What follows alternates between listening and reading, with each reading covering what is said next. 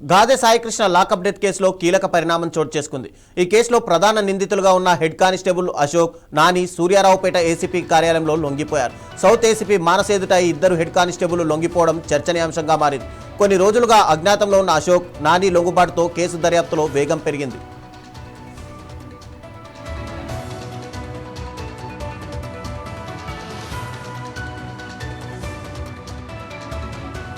వీరిని ఏసీపీ మానస విచారించిన తర్వాత కేసు దర్యాప్తు చేస్తున్న సిట్ అధికారుల వద్దకు తీసుకెళ్లారు. సాయికృష్ణ కస్టడీలో మరణించారని సిట్ రిమాండ్ నివేదికలో స్పష్టం చేసింది.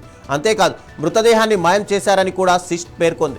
ఈ కేసులో కృష్ణలంక మాజీ సీఐ నాగరాజును ప్రధాన నిందితుడిగా గుర్తించి ఆయనకు 14 రోజుల రిమాండ్ విధించారు. సాయికృష్ణ మృతదేహాన్ని మాయం చేయడంలో సీఐ నాగరాజుకు అశోక్, నానితో పాటు వారి స్నేహితుడు సురేష్ కూడా సహకరించినట్టు సిట్ విచారణలో తేలింది.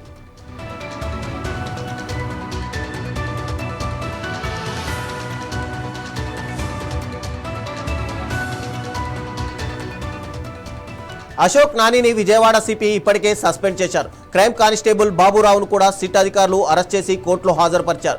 ఈ కేసులో సీసీటీవీ ఫుటేజ్ను ధ్వంసం చేశారని సిట్ నివేదికలో తెలిపింది. జాతీయ మానవ హక్కుల కమిషన్ కూడా ఆంధ్రప్రదేశ్ పోలీసులకు నోటీసులు జారీ చేసింది. ఈ కేసు తదుపరి విచారణ జూలై 6న జరగనుంది.